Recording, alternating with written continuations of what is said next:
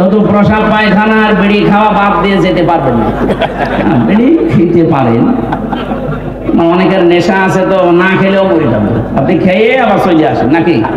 আর আমি আকিস গ্রুপে আছি খতিব হিসাবে, ওদের বিড়ি যেন একটু বিক্রি হয়, এই জন্য আমার আবার অ্যাডভার্টাইজ করা লাগবে না, আপনারা খেয়ে আবার চলে আসবেন।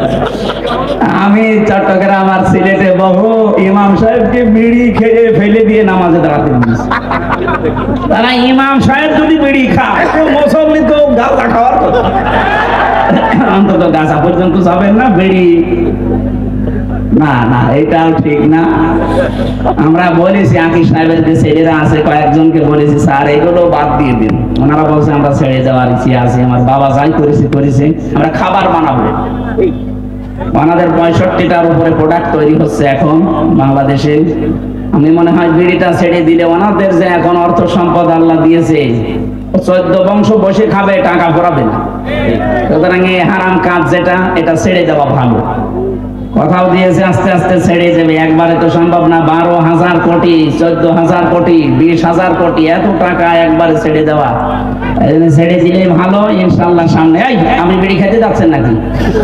হ্যাঁ নেন, আমরা একটু তেলাওয়াত করি, শয়তান আশপাশে থাকলে যেন পালায়। বলেন আউযু বিল্লাহি মিনাশ শাইতানির রাজিম, বিসমিল্লাহির রহমানির রহিম।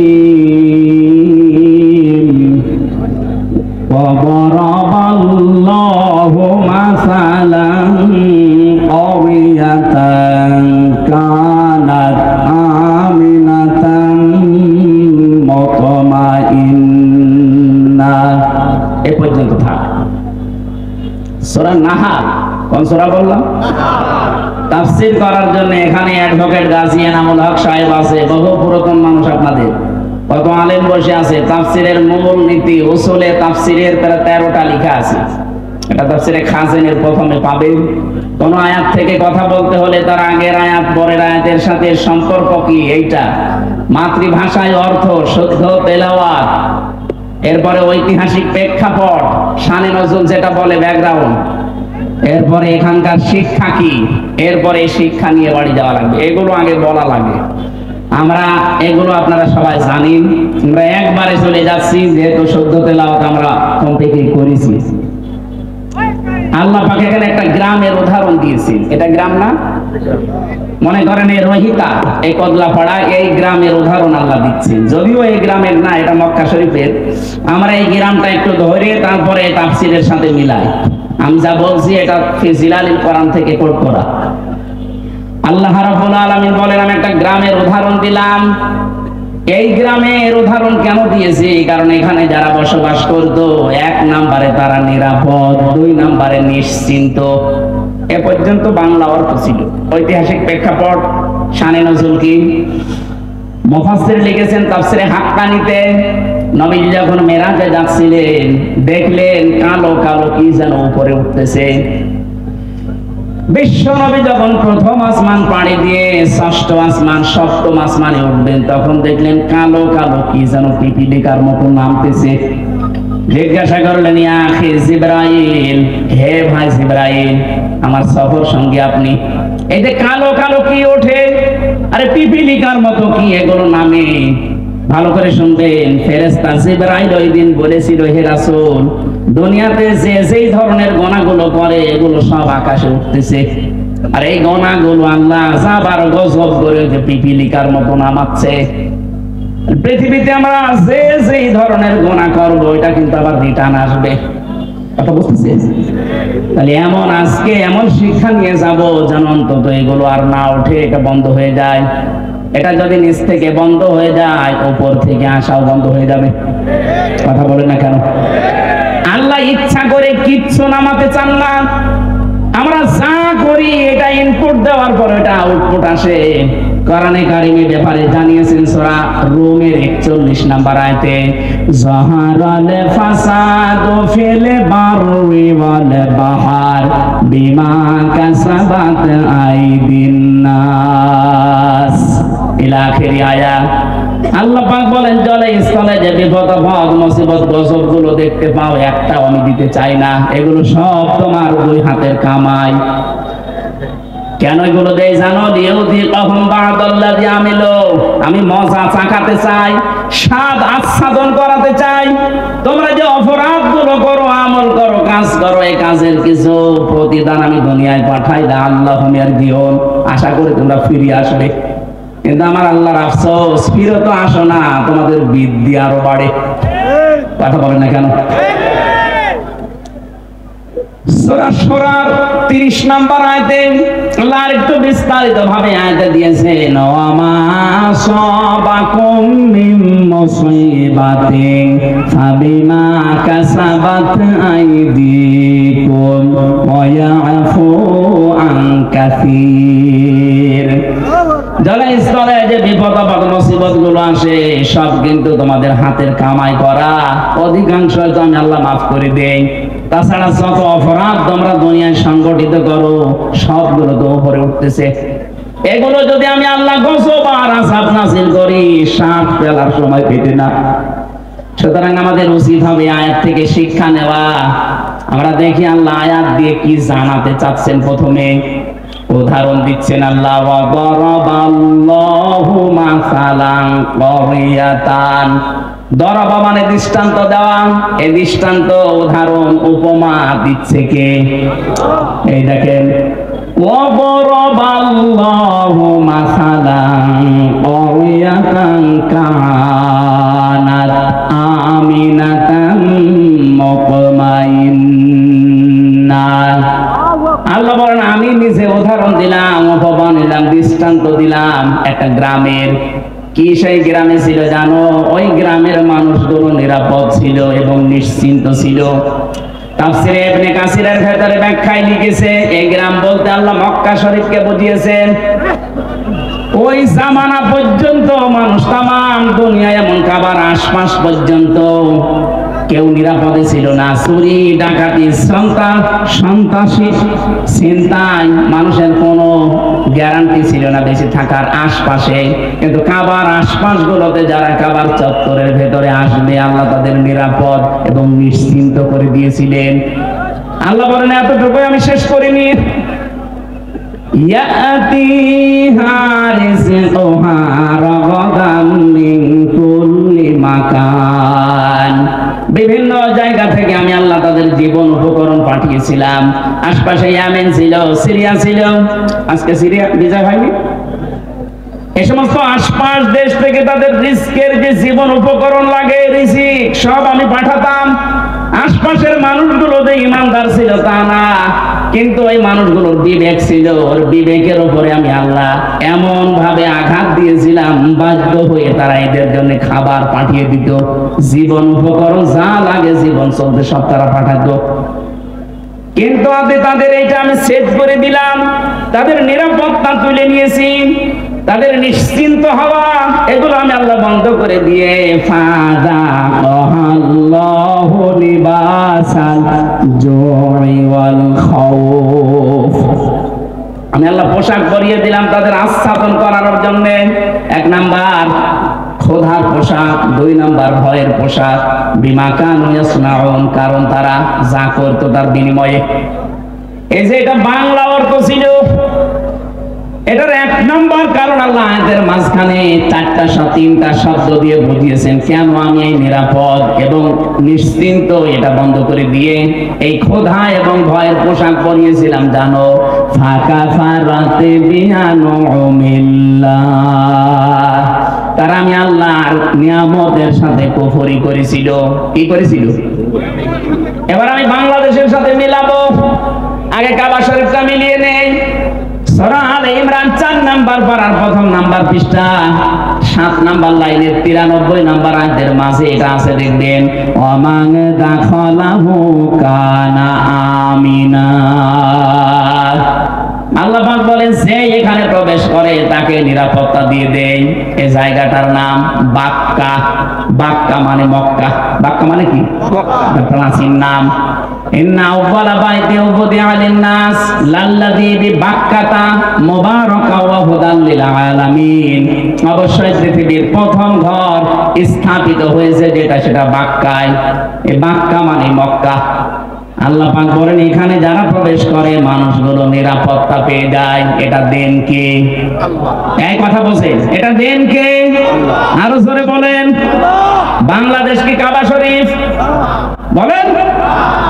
কাবা শরীফ থেকে কত দূরে আমরা? 6010 কিলোমিটার দূরে আমরা। এখন এই 56,000 বর্গ মাইলের বাংলাদেশ যদি আমরা নিরাপদ এবং নিশ্চিন্ত করতে চাই, কাবা শরীফে আল্লাহ যেমন ভাবে তৈরি করেছেন, যেই নিরাপত্তা দিয়েছেন, ওইটা আমাদের এই দেশে তৈরি করা লাগবে।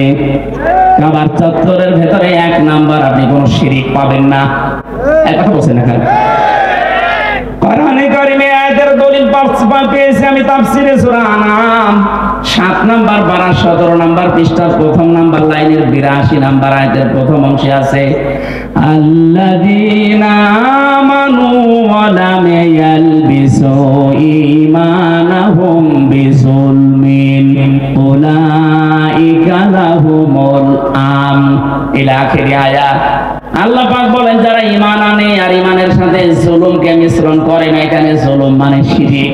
জুলুম মানে কি? যারা ঈমানের সাথে শিরিককে মিশ্রণ করবে না, উলাইকা, এখানে গ্রামার জানে যারা জিজ্ঞাসা করেন উলাইকা ইসমে ইশারা দিয়ে আল্লাহ যারা এই হাত দিয়ে দেখাতে চায় যশোরের এই বাংলার মানুষগুলো, উলাইকা লাহুমুল আমন, এরাই নিরাপত্তার হকদার। সুবহানাল্লাহ বলতে পারেন না? সুবহানাল্লাহ।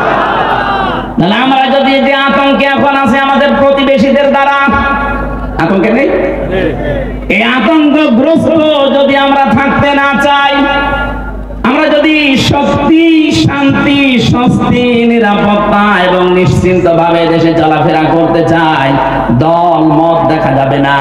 একটাই কাজ এখন আমাদের মালিকের হুকুম, শিরিক মুক্ত করা লাগবে দেশটাকে। কথা বলে না কেন? আমাদের বিশ্বাসের শিরিক, আমাদের কর্মের শিরিক, যত রকমের শিরিক বাংলাদেশে আছে সবগুলো যদি আমরা তুলে দিতে পারি, আমাদের এই দেশটাতেও কেউ আসলে সে কিন্তু নিরাপত্তা পেয়ে যাবে।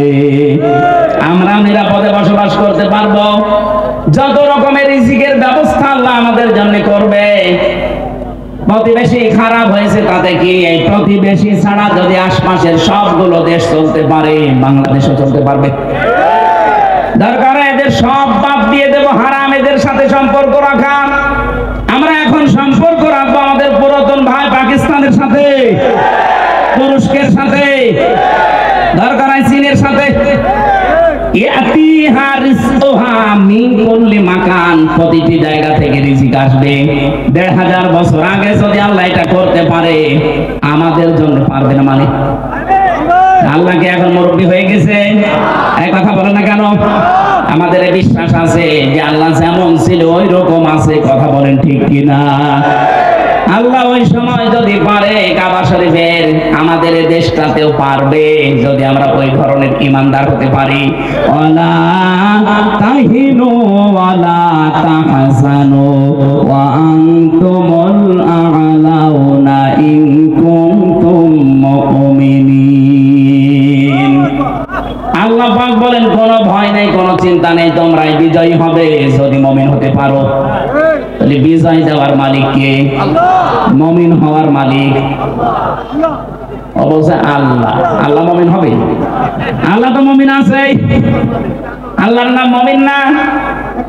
কথা বলে দেখেন।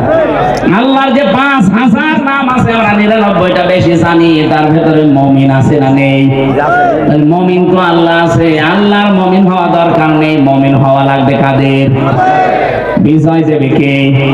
কোনো চিন্তা নেই, কোনো দুঃখ নেই। কারণ যারা আমরা এই কথা বলে ফেলেছি, ইন্না সলাতি ওয়া নুসুকি ওয়া মাহইয়ায়া ওয়া মামাতি লিল্লাহি রাব্বিল আলামিন।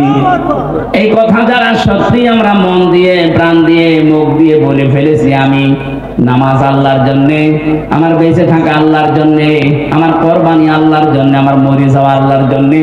এই মানুষগুলো তো বিন্দু মাত্র চিন্তা টেনশন আসার কথা না। কথা বলেন ঠিক কিনা? এই মানুষের সংখ্যা আগস্টের 5 তারিখের আগ পর্যন্ত আমরা একটা জরিপ পেয়েছিলাম। এই যে বিশ্বাস যে আমার নামাজ, আমার কোরবানি, আমার বেঁচে থাকা, আমার মরে যাওয়া, মাত্র 100 জনের 15 জন এই বিশ্বাস করত। কিন্তু 3 মাস 10 দিনের ব্যবধানে আমার আল্লাহ এমন একটা নিয়ামত আমাদের দিয়েছেন, এখন 100 জনের 58 জন মানুষ চাইছে যে এই আয়াতটা আমাদের দেশে কায়েম হোক। 15 জন থেকে 3 মাসে যদি 58 জন হয়ে যায়, কিছুদিন যেতে দেন, এদেশের 100 জনের 100 জন মানুষ চাইবে এই দুনিয়ায় আল্লাহর বিধান কায়েম হোক। ওইটাই সফলতা। যত ষড়যন্ত্র হচ্ছে, কোন কল কাটিতে পা দেবেন না, কোন উস্কানিতে পা দেবেন না, কিচ্ছু হয়নি দেশের। ওরা সাইফুল ইসলাম আলিফকে হত্যা করার মাধ্যমে একটা ইস্যু তৈরি করে অস্থিতিশীল পরিবেশ বানাতে চেয়েছিল। যখন দেখেছে না এরা তো পা দেয় না, আবার আর একটা তৈরি করবে। যত কিছু হয়ে যায় যাক, আমরা কিন্তু উহুদের ময়দানের মতো আছি। নবীজির কথা না মেনে উহুদের ময়দানে প্রথমে বিজয় হয়ে গেছে। কথা বিশ্বাস করে যারা গনিমতের মাল পোড়াতে গিয়েছে, তখনই কিন্তু আক্রমণ হয়েছে। কথা বলে না কেন? এজন্য আমরা বিজয় পেয়েছি, কিন্তু নবীর হুকুম যেটা আছে, এই বিজয়কে ধরে রাখতে হলে আল্লাহর বিধানটা চালু করা লাগবে। আরো জোরে বলেন, নাইতো এই ষড়যন্ত্র থামছে না, থামবে না। আর এখন যদি আমরা কেউ ঘাট, কেউ বাজার, কেউ নৌকা, কেউ লঞ্চ, কেউ ঘাট, কেউ ব্রিজ, এগুলো যদি এখন গনিমতের মাল মনে করে আরম্ভ করতে চায়, ওরা কিন্তু বসে নেই। খালিদ বিন ওয়ালিদের মতো নেতৃত্ব দিয়ে আমাদেরকে আবার লাশ বানিয়ে ফেলবে। আর একবার যদি এবার পিছিয়ে যান, এদেশে কিন্তু 50 বছর আর ইসলাম আসবে না। সময় সুযোগ আল্লাহ তো তৈরি করে দিয়েছে। কোন জাতি যদি নিজেদেরকে পরিবর্তনের জন্য চেষ্টা না চালায়, আল্লাহর অত দায় পড়ে না যে আল্লাহ জোর করে আপনাকে পরিবর্তন করে দেবে। ইন্নাল্লাহা লা ইউগাইয়িরু মা বিকাউমিন হাত্তা ইউগাইয়িরু মা বিআনফুসিহিম। অবশ্যই আল্লাহ কোন জাতির ভাগ্য পরিবর্তন করেন না যতক্ষণ তারা নিজেদের ভাগ্য নিজেরা পরিবর্তন করার চেষ্টা না করে। ও বাংলার মুসলমানেরা, এটা কিন্তু রেকর্ড হচ্ছে, কালকে সারা দেশে যাবে। আমার সামনে শুধু এই 50,000 মানুষ না, এখন 18 কোটি মানুষ নিয়ে কথা বলছি। সাবধান, আমরা নিজেদেরকে পরিবর্তনের সময় আল্লাহ হাতে তুলে দিয়েছে। এইটাও যদি এবার আপনি মিস করেন, ভুল করেন, বিশ্বাস করেন 53 বছর না, 153 বছর পেছিয়ে যাওয়া লাগবে। রিস্কে নিয়ে কোনো চিন্তা নেই। ওরা যদি ভয় দেখায় যে রিজিক বন্ধ করে দেব, আমাদের আমদানি রপ্তানি যাক, ওর পাশে মায়ানমার আছে, ওর পাশে মালদ্বীপ আছে, ভুটান আছে, পাকিস্তান আছে, চীন আছে, আফগানিস্তান আছে, একটার সাথে ওদের সম্পর্ক ভালো না। ওরা যদি ভারত ছাড়া চলতে পারে, বাংলাদেশ চলবে, কোনো অসুবিধা হবে না। কথা বলেন ঠিক কিনা? আমরা আপনার মতো মুশরিক না, আমাদের ভেতরে আর কিছু না থাক, ঈমান আছে। আরো জোরে আহ্বান জানাবো, যারা দায়িত্বে আছে, খুব দ্রুত তাড়াতাড়ি ব্যবসা বাণিজ্য যা আছে সব কাট করে দেন। এগুলো সব পাকিস্তানের সাথে, তুরস্কের সাথে, চীনের সাথে আরম্ভ করেন, এমনিতে ভয়ে ওরা মরে যাবে। কারণ আমি তো ওই 17, 18, 19, 20, 4 বছর ওখানে প্রায় 1.5 মাস 2 মাস করে থাকতাম, ওদের আচরণ দেখেছি। কোরআনের ওই আয়াতের সাথে সূরা বাকারার 100 ভাগ ওদের মিল আছে। ওরা সবচাইতে বেশি ভয় পায় মরণকে। এই কথা বলে না কেন? ওরা সবচাইতে বেশি ভয় পায় মরণকে। কথা কার? আরো জোরে। আর আমরা সবচাইতে বেশি ভালোবাসি মরণকে, কারণ আমরা জানি মরণের বিছানায় আছাড় খেয়ে পড়লে আমাদের একটা অবস্থান আছে। কি? সূরা নাহলে সূরার 32 নম্বর আয়াতে আছে, আল্লাযীনা তাতাওয়াফাহুমুল মালাইকাতু তাইয়্যিবিনা ইয়াকুলুনা সালামুন আলাইকুম উদখুলুল জান্নাতা বিমা কুনতুম তা'মালুন। যে মানুষগুলো এই পৃথিবীর ময়দানে মরণের বিছানায় আছাড় খেয়ে পড়বে, ফেরেশতারা দলে দলে আসতে থাকবে তার কাছে। চারটি বিল শব্দের শাব্দিক অর্থ শুধু পবিত্রতা না, এটা শুধু পোশাকের পবিত্রতা না, শুধু দেহের পবিত্রতা না, চিন্তা চেতনার পবিত্রতা, আমাদের বিশ্বাসের পবিত্রতা। যেহেতু ওদের বিশ্বাসে শিরক আর আমাদের বিশ্বাসে ঈমান, এই কথা বলি না কেন? সুতরাং আমাদের যে পবিত্রতা আছে বিশ্বাসে, এই বিশ্বাস নিয়ে যখন আপনি পড়বেন মরণের বিছানায়, ফেরেশতারা এসে বলবে সালাম, শান্তি, উদখুলুল জান্নাহ, প্রবেশ করো এই জান্নাতে। আর ওরা মরণের সঙ্গে সঙ্গে দেখতে পাবে ও মাওয়াহুন নার, আগুন। কি এখানে এত ভয় পাই? আমরা যারা ইমানদার, যারা পবিত্র ইমানদার, এই মানুষগুলো মরণের সঙ্গে সঙ্গে আমরা দেখতে পাবো জান্নাত। ফেরেশতারা এসে বলবে প্রবেশ করো, উদখুলুল জান্নাতা বিমা কুনতুম তা'মালুন। দুনিয়ায় যা কাজ করেছো তার পুরস্কার হিসাবে আল্লাহ তোমাদেরকে এই বাগান দেখাচ্ছে। ধরে বলেন আমিন। আসল জীবনের সফলতা তো এটাই। আপনি 41 সাল পর্যন্ত ক্ষমতায় থেকে কি করতেন যদি জাহান্নামে যাওয়া লাগে? কথা বলেন না কেন? আমরা 41 সাল না 41 সেকেন্ড বাঁচতে চাই, কিন্তু আমরা চাই আমাদেরকে আল্লাহ জান্নাতি বলে ঘোষণা দিক।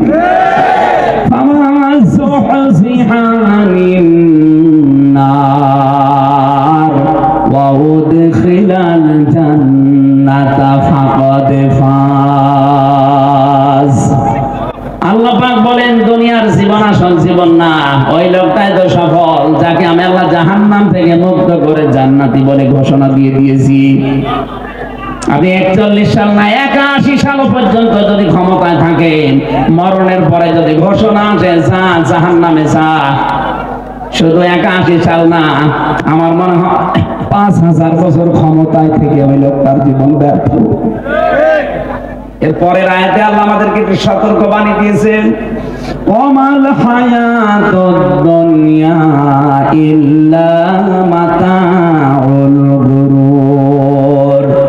হে পৃথিবীবাসী, দুনিয়ার জীবনটা কিন্তু ধোঁকা। দুনিয়ার জীবন কি? আর জোরে বলেন। এটা ধোঁকা। তোমার মা বাবা ধোঁকা, সন্তানাদি ধোঁকা, স্ত্রী ধোঁকা। বিশ্বাস হয় না। যাদের জন্য বৈধ অবৈধ নেই বাবা, শাহজালাল সব হালাল বলে উপায় করতেছো। কোটি কোটি টাকার সম্পদ রেখে যাচ্ছ, মারা যাও, মাত্র 100 বছর পরে তুমি ফিরে আসো, আমি গ্যারান্টি দিলাম। 100 বছর পরে যশোরে এসে এই যে বিশাল বানা খালা বানিয়েছিল চাকলাদার সাহেব, 100 বছর পরে যদি চাকলাদার সাহেব এসে ওই যে কি জানো নাম ওইটার, জাবির হোটেল, ওই হোটেলের সামনে এসে যদি বলে হোটেল আমি বানিয়েছিলাম, এটা আমার জমি, আমার মনে হয় 100 বছর পরে ওই জায়গায় অবশ্যই কেউ না কেউ বাস করবে। এক কথা বলি না কেন? 100 বছর পরে যারা বাস করবে, শাইন চাকলাদার সাহেব না, যত বড় মাস্তান এসে বলো এটা আমার ছিল, দাঁত ফেলে দেবে। কিসের চাকলাদার আপনি? আপনার যদি থাকার জায়গা না থাকে, পালবাড়ি মোড়ে যে মসজিদ আছে, বারান্দায় থেকে রাত্রে কেটে পড়েন। কি আমি বানিয়ে বলছি? এইটাই হবে দুনিয়ার জীবনই এইটা। এখানে কার জন্য আপনি কি করছেন? আল্লাহ ফাঁকা ফারাত বিয়ান অমিল্লা দিয়েছেন। ওরা আল্লাহর নিয়ামত গুলো পেয়েছিল, বিভিন্ন দিক থেকে আসছিল, কিন্তু ওরা কুফরি করেছিল, নাফরমানি করে ঢেকে ফেলেছিল। আর যারা বৈধ অবৈধ নেই বিশাল কিছু তৈরি করে যাচ্ছেন। আরে ভাই, আমি নিজে তো আমার 3 পুরুষের পরে আর চিনি না। আমার বাবা রিয়াজউদ্দিন, তার বাবা জাহান আলী, তার বাবা নমাজ আলী, এরপরে সাথে আমার জানা নেই। আমার মনে হয় এখন নমাজ আলীর বাবা যে কে ছিল সত্যি আমি জানি না। উনি যদি এখন এসে বলে হামজা এই বাড়ি, এই হালসা কুষ্টিয়া, এটা আমার বাড়ি, এই যে 2 তলা বাড়ি এটা আমি বানিয়েছিলাম, দাঁত মুখ খুলে ফেলাবো। কিসের নমাজ আলীর বাবা আপনি? আমি তো নমাজ আলীর পরে কাউকে চিনি না, তার নামও জানি না। নমাজ আলী পর্যন্ত যদি আসতো তাও হয়তো। এক কথা বলছি না কেন? অথচ লোকটা কিন্তু 60 বছর আগেও মারা যায়নি। 60 বছর আগেও সেই লোকটা মারা যায়নি, অথচ তারে আমি চিনি না। আর আমার মেয়ে তো তার জীবন চিনার কথাই না। আমার মেয়ে সর্বোচ্চ আমির হামজা, রিয়াজউদ্দিন, জাহান আলী পর্যন্ত চেনে। এরপরে পরে জিজ্ঞাসা করুন কে, এটা কি ফেরেশতা? ও যশোরবাসী, কথাগুলো আমি নিজের জন্য বলছি। আজকে থেকে কোনো হারাম কাজে দেওয়া যাবে না। যারা দায়িত্বে ছিলেন এই 15 বছর আপনার জন্য সূরা ইব্রাহিম, আলাম তারা ইলাল্লাযীনা বাদদালু নি'মাতাল্লাহি কুফরা ওয়া আহাল্লু কওমাহুম দারাল বাওয়ার জাহান্নামা ইয়াসলাউনাহা ওয়া বিইসাল করার। আল্লাহ বলেন নিয়ামত, হে নবী আপনি একটু দেখেন না কেন ওরা নিয়ামত পাওয়ার পরে ঢেকে ফেলেছিল, কুফরি করে বদলিয়ে দিয়েছিল আমার নিয়ামতকে। এবং 2 নাম্বার ওয়াহাল্লু কওমাহুম দারাল বাওয়ার, ওরা জাতিকে জাহান্নামের দিকে পরিচালিত করেছিল। এই 15.5 বছর মূর্তির মাধ্যমে আল্লাহর অবাধ্যতা বিভিন্ন জায়গায় চালু করে পুরা জাতিকে ওরা কিন্তু জাহান্নামের দিকে পরিচালিত করছিল। কথা বলে না কেন? সব চাইতে এখানে যে আনুমিল্লাহ আল্লাহর নিয়ামত, আমি তাফসিরে ইবনে কাসিরে পেয়েছি সব চাইতে বড় নিয়ামতের কথা আল্লাহ দিয়েছেন রাসূলুল্লাহর নাম। তাদের কাছে সবচাইতে বড় নিয়ামত ছিল আমার রাসূল। কিন্তু এই মানুষগুলো আমার রাসূলকে পাওয়ার পর তার যে কর্মসূচিগুলো, এটা সূরা আলে ইমরানের 164 নাম্বার আয়াতের প্রথম অংশে পাবেন, লাকাদ মান্নাল্লাহু আলাল মুমিনিন ইলা আখির আয়াত। আমি আল্লাহ যত দয়া তোমাদের উপরে করলাম, সবচাইতে বড় দয়া এইটা যে মুমিনদের উপরে আমি একজন রাসূল পাঠিয়েছি। এই রাসূলকে তারা পাওয়ার পরে মানে তো না, আনুগত্য করে না, আর দেশ থেকে তাড়িয়ে দিয়েছিল। প্রশ্ন আসতে পারে সে তো 1000 বছর আগের কথা, এখন কি? হ্যাঁ এখনো আছে। এখন রাসূল নেই, কিন্তু রাসূলের নায়েব আছে। এটা বলেন না কেন? বিশ্ব নবীর স্থলাভিষিক্ত নায়েবে রাসূল, উত্তরাধিকারী আলেম যারা, তারা এই 15.5 বছর আপনি কি করেছেন আলেমদের সাথে বলেন তো? এটা একটা নিয়ামত ছিল রাসূলের উত্তরাধিকারী, অথচ তাদের মাথায় দড়ি দিয়ে ডান্ডা বেড়ি পরিয়ে আপনি কোটে তুলতেন। জেলখানার ভেতরেও যদি রাখতেন, এমন কঠিন অবস্থায় রেখেছিলেন। অন্যান্য সাধারণ মানুষের মতো না, আলেমদের প্রতি সবচাইতে বেশি রাগ আপনার। আল্লাহ পাক বলেন এই যে নবীর ওয়ারিস যারা, নবীর উত্তরাধিকারী যারা, এদের সাথে যখন খারাপ আচরণ করে ফেলেছে, ফাযাকাল্লাহু লিবাসাল জু, আমি আল্লাহ তখন তাদেরকে খোদা দুর্ভিক্ষের পোশাক পরিয়ে দিয়েছি 7 চাকাতে।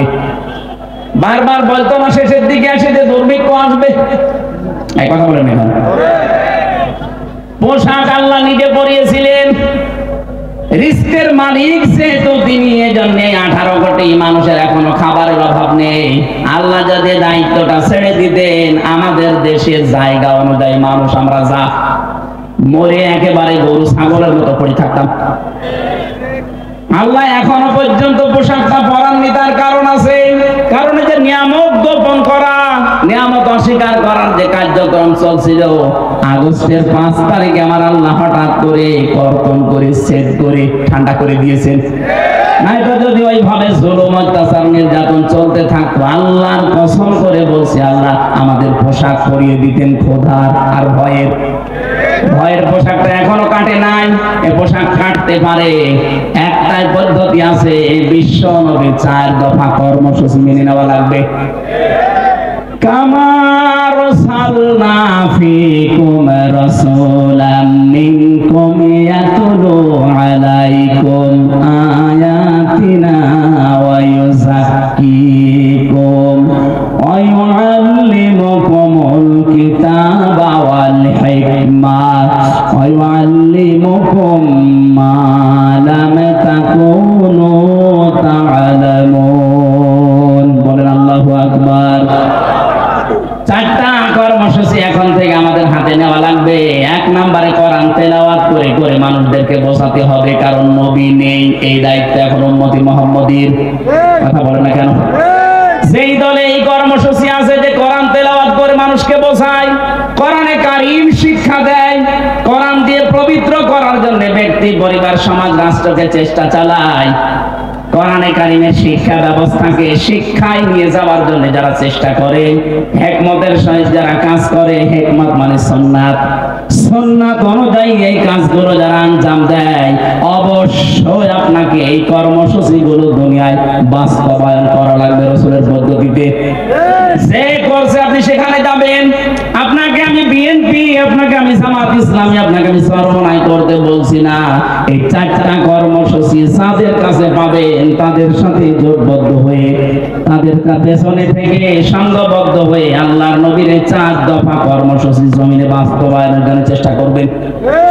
এভাবে চেষ্টা করতে করতে যখন শেষ পর্যায়ে যাবেন, জীবনের শেষ দিন আছাড় খেয়ে যখন মরণের বিছানায় পড়বেন, আল্লাহ পাক ফেরেশতা পাঠিয়ে আপনাকে যে জান্নাত দেবে ওটা দেখিয়ে দেবে। বলেন আমিন। মা বোন যারা এসেছেন, আপনাদের জন্য ছোট্ট ওয়াজ আমারে, আপনার আদর্শ কিন্তু এই বলিউডের নায়িকারা না, বাংলাদেশের নায়িকারা না, আপনার আদর্শ হওয়া লাগবে হযরতে ফাতিমাতুজ জোহরা। কথা বলেন না কেন? হযরতে খাদিজাতুল কুবরা। এই পৃথিবীতে একজন মহিলাকে জীবিত অবস্থায় আল্লাহ সালাম দিয়েছিলেন স্বামীর খেদমত করার কারণে, তার নাম খাদিজাতুল কুবরা। আজ অধিকাংশ মেয়েরা স্বামীর সম্মান, স্বামীর মর্যাদা বোঝে না। আপনি কি জানেন স্বামী কি? খালি বিছানায় থাকলে স্বামী না, এই যে মর্যাদা কত বেশি আল্লাহ দিয়েছে আপনার তুলনায়। নবীজি বলেন, মেয়েরা যদি আল্লাহ বাদে সেজদা দেওয়া জায়েজ থাকতো, মেয়েদের বলতাম স্বামীর পায়ে সেজদা করো। অথচ সেই স্বামীর হুকুম আপনি মানেন না, খোঁটা দেন, স্বামীর নাফরমানি করেন, কুফরি করেন। এমনকি অনেক মহিলা আছে স্বামীকে ধরে মারে। এক কথা বলছেন না? বর হাতে মায়ের খাওয়া মানুষ দেশে আছে না নেই? সত্যি করে বলবেন, কোরআনের মাহফিলে কারা খেয়েছেন হাত তোলেন তো। আপনি খাবেন, আপনি তো তার কাটা। বিয়ে তো করে তো তার সব কেটে দিচ্ছে। আগে তো 500 টাকা কাটা ছিল, এখন সব কেটে দিচ্ছে। না, সম্মানিত মা বোনেরা, আমি হাসির খোরাকি দেইনি। হাজারো মোবাইল আসে, হুজুর একটু একটু বলতে পারেন না, আমার ধরে ধরে মারে। আমি মানুষ।